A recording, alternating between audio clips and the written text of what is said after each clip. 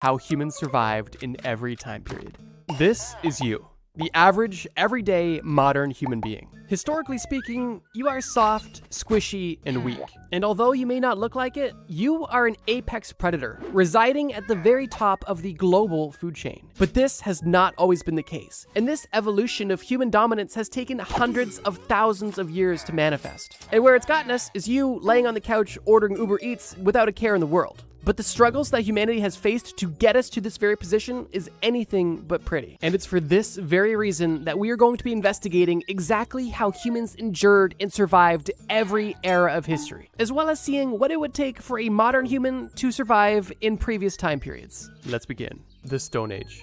The first thing you're going to notice after being dropped in the Stone Age is the sheer shock of how little you truly have.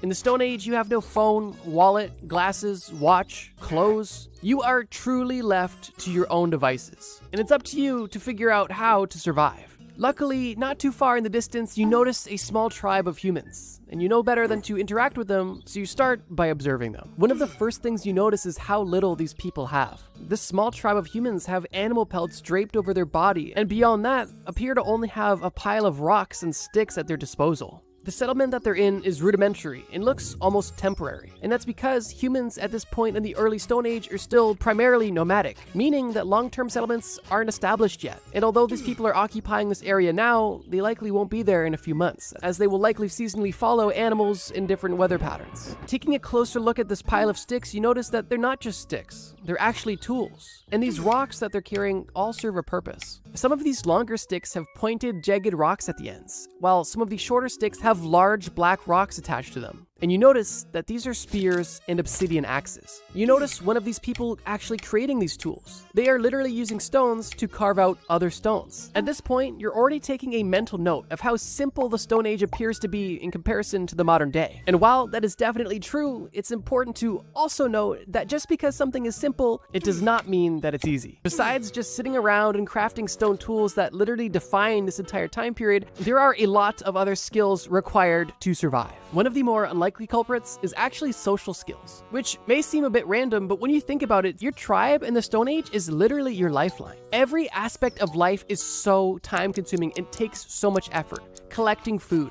cooking food, fabricating tools, preparing pelts, migrating. Literally everything takes so long. And it truly does take a village in the Stone Age just to support each other, because everybody plays their role. We are talking about real hunter-gatherer times. And it's for this reason that you need to provide value to the group that you live in. Because if you are in a group and you are unable to perform in any aspect of your tribe, there's a very likely chance that you're going to be exiled. If your gathering sessions are consistently unfruitful, and if you are simply not pulling your weight in the group, then the entire group is going to have to make the decision between picking up your slack or cutting off the weakest link and exiling you from the tribe. And during a time where every day is a struggle to survive, you do not even have the luxury of picking up anybody else's slack. And for the edgy lone wolves watching this video, being alone in the Stone Age may not seem like such a bad thing, until you realize that not only does every aspect of life require a group to truly thrive, but in this time period, you're also susceptible not only to nature, but natural predators. Because that's right, in the Stone Age, humans definitely have natural predators. And if one of these predators see a lone human walking around, they're either going to assume you're old, sick, exiled, lost, and it doesn't really matter which one is the case, because in any of those instances, you are vulnerable, meaning that a predator can easily make you lunch. With this new realization, you decide to introduce yourself to this group and make yourself at home, because the only way you as a modern person has any chance is by making some good friends.